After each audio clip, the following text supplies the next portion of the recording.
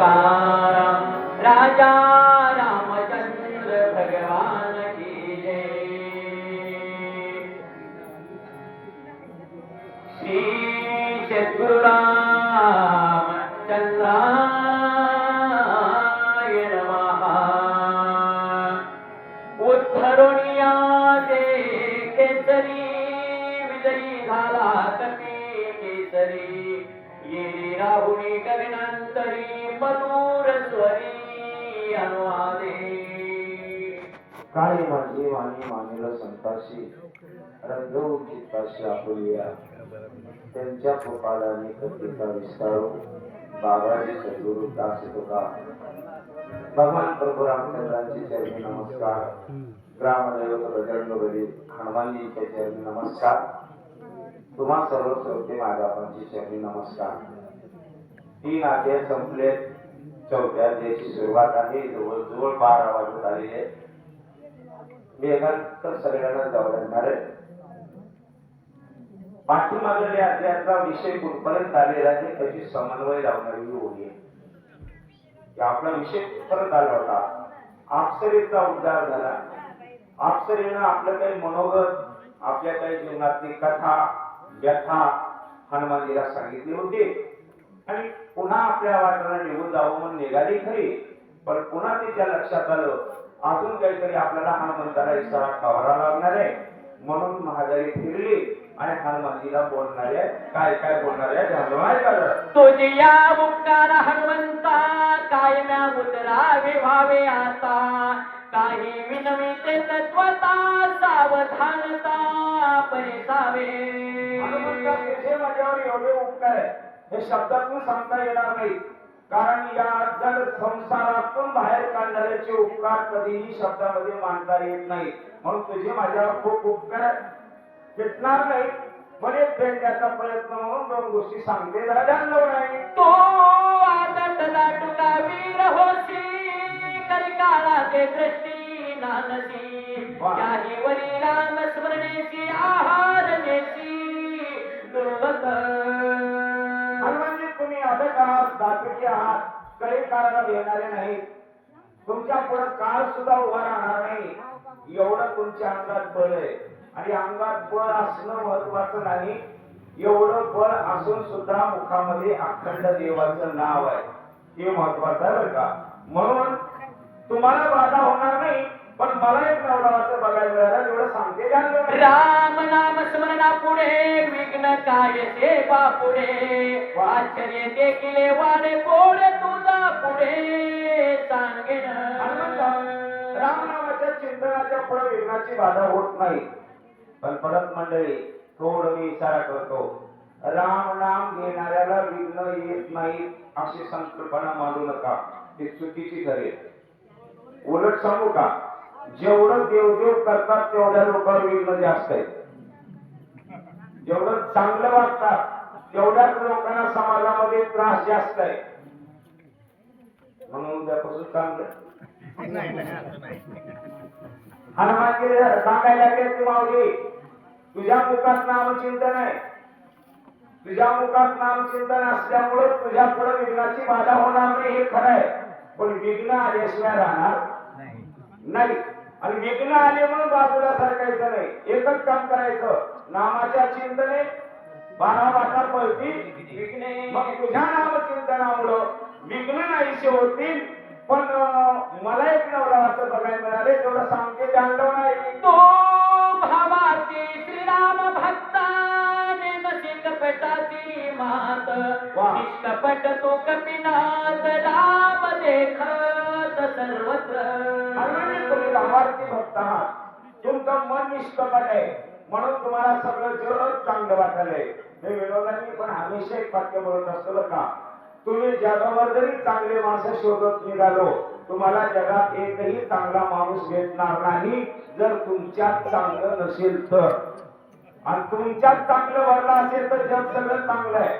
हे छोट्या शब्दात सांगू का, दृष्ट्या 2 आहेत, धर्मराजाची एक आहे, दुर्योधनाची एक आहे। आता तुम्ही कोणती मार्गाला त्याच्यावर पुढचं दिसतंय, म्हणून तो खरा भक्त आहे म्हणून महाराज खरा वाटलाय, महाराज खरा विनवी तसे मी तुझ प्रती सावध ऐके कपिपती बरं. केवळ कपटाची कपट मूर्ती तो हालाची मानावा मी विनंती करू शकते तुम्ही ज्याला महाराज म्हणून पाया पडालात महाराज म्हणून त्याचं दर्शन घेऊ लागलात ते महाराज खरा नाहीये तो नाटकी आहे एक राक्षस आहे आणि तुम्हाला छळण्यासाठी इथं साधून बसलेला आहे असा हनुमंताला ती मावली तो रामाचा निलभक्ता स्वामी कार्य लागी उद्धत वाती संगती दुर्पंथ क्रमोनी येथे रामाचे आला निर्भक्त आहात खरे भक्त आहात राम कार्यासाठी लांबून आलेले आहात आणि राम कार्य हे तुमचं अंतिम उद्दिष्ट आहे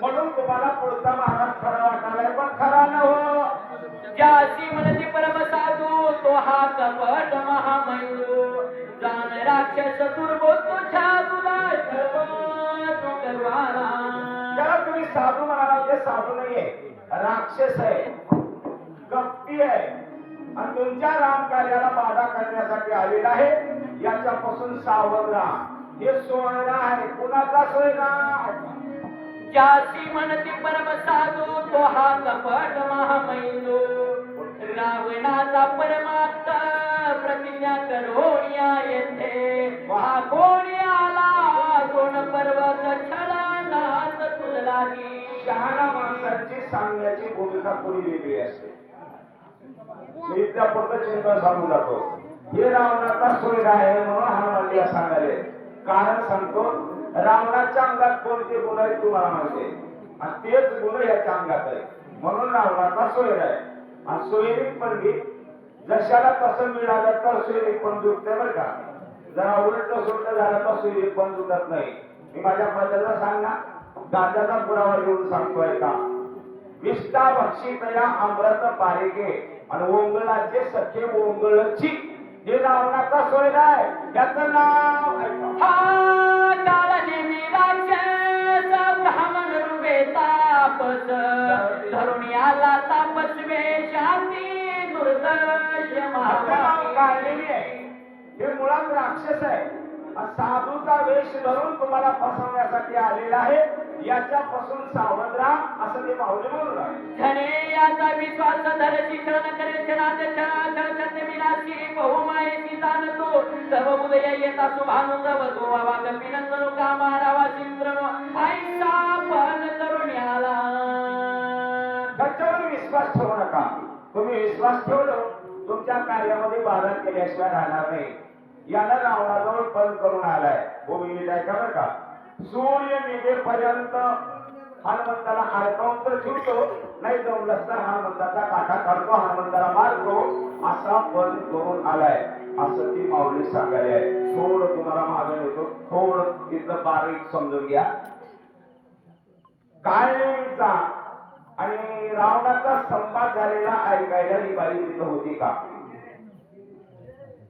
तिथं तर नव्हती बाई तरी होती का त्याला कोण होती ना पाण्यात पडलेली मग आणि तिनं म्हणाले त्या दोघांचा संवाद असा झालाय एवढा शांतपणा एवढं ज्ञान या बाईला कशामुळे आले हे बाई आता एवढं गुळगुळ बोलायले आहे हे ज्ञान कशापासून आले फक्त हनुमंताच्या पायाच्या स्पर्शानं संत चरण रच आता मला सांगा ज्या हनुमंताच्या पायाच्या स्पर्शानं एवढं ज्ञान येत आहे ते हनुमानजी किती विद्वान असतील ज्यांच्या पायाचा स्पर्श झाला तर एवढं ज्ञान प्राप्त होत आहे ते हनुमानजी किती विद्वान असतील आणि तेवढ्या विद्वान हनुमानजीला ही बाई म्हणाले महाराज तुम्हाला तरी कळत ही बायाची जात तुम्ही किती मागून का बाहेर पण घरी गेल्यावर तुमच्या हेच म्हणते आमच्या मालकाला तेवढा आज देत ते बाई म्हणाले तुम्हाला कळलं हे महाराज खरं नव्ह तुम्हाला विघ्न करण्यासाठी आलेला आहे रावणाजवळ पण करून आलाय असा इशारा करू लागले सत्ते मानी माझे वचन मनमती महापापी दुर्जन न मारिता करील विघ्न सत्य जान जगन्नाथा मी म्हणाले ते खरं माना आणि या महाराजाचा काटा काढू काढून जा, नाहीतर विघ्न करणार आहे. डबल शब्द वापरलाय, सत्य शब्द डबल वापरलाय. मी डबल शब्दावर भर घेऊन जातोय का? ती बाई म्हणाली आहे, हनुमानजी बाई माणूस सांगायचे म्हणून कान निराळा टाकू नका. मी सांगल्याने याचा विचार करा आणि या महाराजाचा काटा काढून जा आणि आता नाशच करून जा. त्याचं कारण बी आहे. मी काय आता वाढवणार नाही, वेळाची सोयी जरा कमी आहे. ऐका, या महाराजाचा काटा काढून जा आणि माझं खरं माना, असं ते बाहेर म्हणाले. मी थोडं क्षमा मागून एक या ओळीचा आधार धरून बोलतो. गड्यानं बाईचं ऐकावं का ऐकू नये? आता ही बायको न ही बाई आहे, पण बायकोच म्हणतो मी आता. गड्यानं बायकाचं ऐकावं का ऐकू नये? ऐकावं. काही गोष्टी ऐकावं, काही गोष्टी ऐकू नये. ओळखण्यासाठी सांगू का? एखाद्या बाईने नवऱ्याला म्हणली, आपल्याच्याला तुमच्या म्हाताऱ्याला पोषण होत नाही, जरूर ऐकावं. आणि त्याच बाईने जर म्हणली, उद्यापासून नीट घरला येत जा, सडक मोजू का, तिच्या बापाचं ऐकायचं. आता काय ऐकायचंय काय नाही तुमचं तुम्ही ठरवा. पण मी सगळ्यांच्या फायद्याचे म्हणून क्षमा मागून एक गोष्ट बोलून जातो. जेवढं बाईला मालकाचं देव आहे, तेवढं गड्याला सुद्धा आपल्या बाईचं देव असावं. आणि ज्यांचे गडी देऊन जातात त्यांचे घरी नीट बाजार करून येतात, आणि ज्यांच्या देव निघून गेले ते सडक मोजीत येतात. बाकी तुमचं तुम्ही बघून घ्या. म्हणून बाई माणूस सांगाले म्हणून का निराळा टाकू का, त्याचा काटा काढून जा, असं ती माऊली म्हणून. आईचे बोलवी सुंदरी गेली अंतरिक्षे गगनांतरी, चाकांडला तो अंतरी कवी केसरी अति विश्वी. एवढे या बाईने बोलले. बाई आकाश मार्गाने निघून गेली आणि बाई कधी सापडून पडणार का? बाई एवढाच खेळ करून निघून जाते. व तुम्हाला काय यासाठी मी विरोध सांगतो. आमच्या गावामध्ये दोघा भावाचं कुरबुर कुरबुर चाललं होतं. आम्ही म्हणलं कुरबुर करून घेतल्यापेक्षा वेगळं राहिलेलं बरं. ते दोन्ही वेगळे राहिलेत. एक महिना गेलाय, मी सहज गावातून चाललो होतो. नजर सहज त्यांच्या घरात गेली तर दोघी जावा काठाला काठ लावून जेवायला येतात. मी म्हणलं, वहिनी असं जर पहिलं एका जागी जेवलं असतो तर घर कशाला फुटले असते? ती बाया म्हणाल का मला, महाराज तुम्हाला संसारातलं कळत नाही. मी म्हणलं कळला म्हणून बाहेर पडला. कसं असते? त्या दोघींनी मला उत्तर दिलं, आमचं कधी भांडण झालंच नव्हतं. काय वाकडं होतं की दोघा भावाचंच म्हणाले. भावाचं वाकडं होतं काही आणलं, पण सापडल्या का आपण बाजूला गेले ना. जसं ही बाई निघून गेली आणि दोन महाराजांचं भांडण लावली गेली असता स्वरांगना, आश्चर्य वर्तले कपी नंदना, विचाराद्रीला निगमना, दूर हरणा लागोडी. बाई निघून गेली. हनुमानजी विचार करावे, बाईचं खरं मानून महाराजाला मारावं, काली महाराज तपासून बघावं. खरं असला तर आधी तपासून बघावं. म्हणून तपासण्यासाठी पहिलं काम काय केलं? सभाय स्मरणी रघुनाथा, राक्षस दुष्ट अवलोकिता, समोर उडाली कपटता श्रीराम दूता. पहिले काम राम नामाचा भूपकार केला. आणि माय बापू मी थोडं छातीवर हात ठेवून एक वाक्य बोलतो, क्षमा मागून बरं का. काय राम नामाची ताकद आहे हो, काय राम नामाची पावर आहे. राम नामाचा शब्द कानावर पडला की काही लोक मंदिराकडे गेले, त्याच्या बघणं फिराले. कारण राम नाम घेतलं की भूतावळी तिथे येत नाही. बरोबर आहे की राम नामाच्या पुढे भूतावळी येत नाही, ते लांबून लांबून घेतात. तसा राम नामाचा भूपकार केला आणि महाराजाला तपासासाठी काय केलं?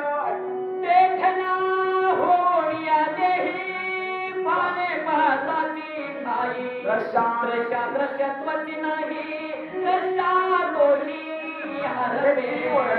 थोडं बारीक आहे का? मी सरळ सरळ सांगतो, कळल अशा भाषेत, माझ्या बुद्धीला जसं जमल त्या भाषेमध्ये सांगतो. आपण सगळे जेवढे ऐकायला आहोत तेवढ्याला मी एक साधा प्रश्न विचारतो, साधा बरं का. तुम्ही दर्शयाव का आणले? दर्शिव. सगळ्यांचं उत्तर काय? दर्शिव. सोडा या प्रश्नाचा बाजूला. आता सांगा, देव खराय का संसार खराय? आता सांगा की देव खराय का संसार खराय? देव खराय. मग खरा असलेला देव संसार खरा नाही बर का. मी माझ्या शब्दात सांगणार, माऊलीच्या शब्दात सांगतो. लैंगिक हा व्यवहार, सर्व हा संसार. खरा असलेला देव तुम्हाला दिसलाय का?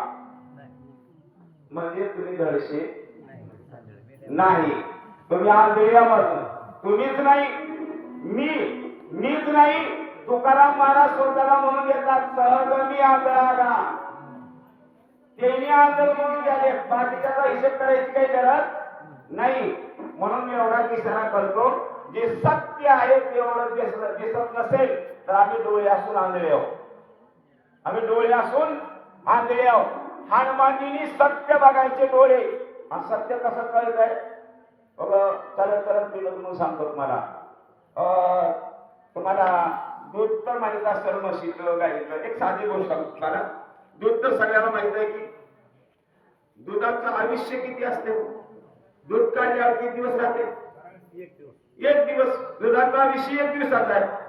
त्या 1 दिवसाच्या आयुष्याच्या दुधाला जर आपण दही बनवलं तर 2-3 दिवस राहते. दह्याचं ताक केलो आणि मधून लोणी काढलो तर 8-10 रोज राहते. आणि लोण्याचं दूध केलं त्याचं खरं उत्तर आहे किती दिवस. सांभाळलो तर किती दिवस.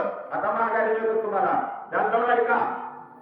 एका दिवसात नासणाऱ्या दुधात जसं शाश्वत तूप आहे, तसं प्रत्येकाच्या नाशक्या देहात शाश्वत परमात्मा आहे. गरज आहे फक्त मंथुनी नवनीतान पैसे घे. मंथन करून ज्यांनी बघितलंय त्याला खरी दृष्टी आली आणि त्या दृष्टीने हनुमानजी बघू लागले. बघणारे संपून गेले आहे का? द्रष्टा हरपलिया पाही दर्शन नुरेची काही, भावनेशी ठाव नाही मिळले काही दिसेना. द्रष्टा म्हणजे बघणारा संपला. बघणारा संपल्यावर जग सगळं त्याला देव दिसतं आणि अशा वेळेस त्याच्या भावना संपलेल्या असतात. मग जग वेगळं आणि मी वेगळा कधी कळतंय? ऐका. द्रष्टा होय परिच्छिन्न तरी भाषे दृश्याचे भान, झालिया त्रिकोटीची बोळवान कपाट चिन्ह. द्रष्टा परिच्छिन्न अवस्थेला येणं म्हणजे जाग्यावरती येणं, मग भाषे दृश्याचे भान. जरा सोप्या शब्दात सांगू का? आत्मदृष्टीनं बघायला गेलं तर त्याच्यात विराम आहे, माझ्यात विराम आहे. बाह्य दृष्टीनं बघायला जावं तर महाराज दिसालाय आणि बाईच्या सांगण्यावरून महाराज खरा नाही. नेमकं काय आहे शोधावं म्हणून त्यांनी रामनामाचा बहुकार केला. एका श्रीराम नामासाठी उडती कपटाची या कोठी. ओ श्रीराम, श्रीराम कपिसनेचे कपट गोष्टी. एका रामनामासाठी 1000 कप्त जर उडत असतील तर तो राम हनुमानजीच्या अंतर्बाह्य आहे. मग त्या रामनामाचा बहुकार केला आणि महाराज दिसला. कसा दिसला? निर्दारुणी पाहे तो कपिंद्र विषय राखेश घासूर. महापापी दुराचार या श्री सत्वर एक सरळ बोलतात सांगतोय का? हनुमानजीने निर्धाराने बघितलं, विषय राक्षस घासूर राक्षस दिसला. थोडं जबाबदारीनं बोलतो, आठवण यानं रूप बदललं नाही. पहिला होता तोच महाराज आहे. मग इथं का लिहिले दिसे राक्षस घासूर? त्याचं कारण एवढंच सांगतो, माणसं वरून जसे आहेत तसे माणसं मधून सगळे सारखे नसतात. वरलं वेगळं आणि मधलं वेगळं. आणि ज्या दिवशी मधलं दिसतं त्या दिवशी त्याचं खरं रूप दिसतंय. मग आता हनुमानजीला दिसलंय ते मधलं दिसलंय, वरून तोच जातोय पण याच्या अंतर्वृत्तीची जाणीव झाली. हनुमानजी म्हणले याला घरला जाऊ दे ना. तेने साधुनी पुरुषात करू आला माझा घात. अति बळ्या राम धोंड याचा निबंध करीन. मला विघ्न करायला आलाय, माझा घात करायला आलाय. मी याला आता घरला जाऊ दे ना. आईचे बोलोनी कपिंदा राक्षसा समोर. बोल बोलून आणि सुर सवे वाढणार सरसावला. असा मनामध्ये विचार केला. काळनेमीच्या जवळ आले आणि त्याला कळत त्या भाषेमध्ये बोलायला लागले. भाषा बदलली बरं का. इतका वेळची भाषा होती. महाराज तुम्ही तुमचा आश्रम आहो आणि जाओ. आता भाषा बदलली. अरे अरे पापिया निशाचरा घनी पळती दुराचारा तुझ्या करीन मी संहारा बापनाचारा अरे दुष्टा नष्टा माझ्या राम कार्याला बाधा करायला आलायस ना. मी आता तुला माघारी जाऊ देईना. जमलं तर 2 हात करून बघ. ऋषी रूप धरोणी तापस करवाला चरणास आता होई सावकाश युद्धास निगबळे. अरे वाईट काम घेऊन आलायस तर आलायस, पण साधूच्या वेशाला का बदनाम करायलायस. आणि क्षमा मागून सांगतो माय बापू, सगळेच महाराज वाईट नाहीत. सगळेच महाराज वाईट नाहीत. 1-2 वाईट निघाले आणि त्याचा परिणाम बाकीच्याला बोलून घ्यायची पाळी आली. नाहीतर सगळेच महाराज वाईट नाही. आणि ज्या दिवशी सगळेच महाराज वाईट निघतील त्या दिवशी हे देशच शिल्लक राहणार नाही. एवढं ध्यानात ठेवा. 1-2च बिघडावणार आहे, सगळे नाही. मी थोडं विनोद म्हणून सांगतो. 1 मिनिट घेतो तुमचा ऐका. मी एका दिवशी गावामध्ये असं उभारलो होतो. एक पोरगा आला माझ्याकडं. मला म्हणलं महाराज मोबाईल आहे का. म्हणलं आहे की बाबा. बॅलन्स आहे का. म्हणलं कामापुरता आहे. मला जरा मोबाईल द्या. मी त्याच्या हातात मोबाईल दिला. त्यानं मोबाईल घेऊन गेलं.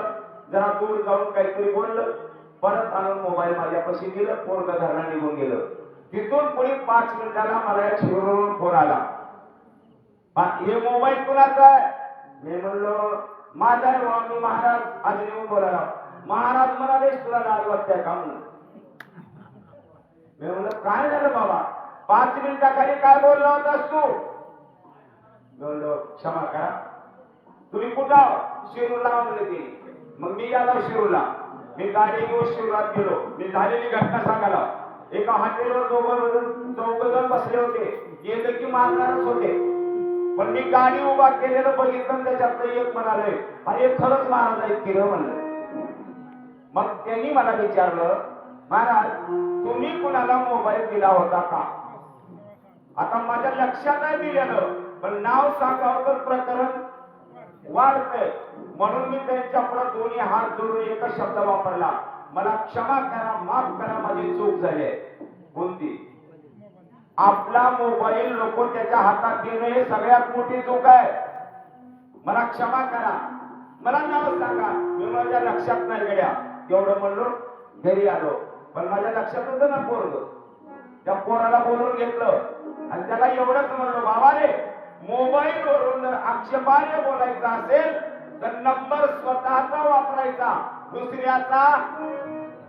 हनुमानजी काळनेमीला म्हणाले तुला जर वाईट साईट करायचंय ना तर नंबर स्वतःचा वापर. हे साधूचा नंबर का वापरायला हेच म्हणाले. काय का ऐसे बोलता भारती संसावला राक्षे मूर्ती रणी दिंगावया कपी प्रती सातोपजेती. एवढं बोलल्या बरोबर. काळनेमीने विचार केला कसं बी दोन्ही कोण आपला फायदा आहे. 2 हात करून बघू. ऐकोणी कपीचे उत्तर काळनेमी विक्राल शरीराती ब्राह्मण होऊन बसलं होतं ना. वाढलं बाबा वाढलं. किती वाढलं.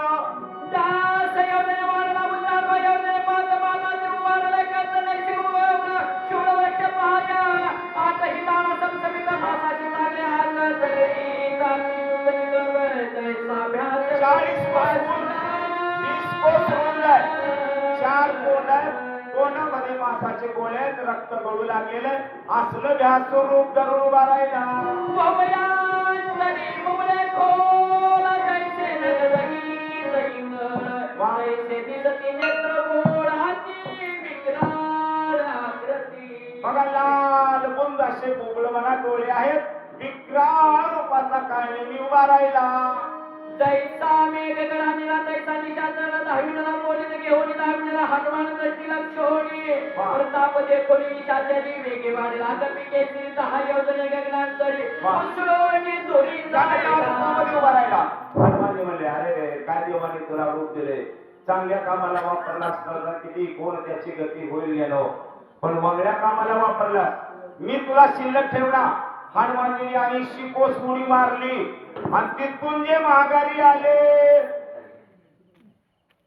यानंतर कांत महाराज हे वाचक म्हणून राहतील आणि मारुती महाराज सोमवंशी हे प्रवचक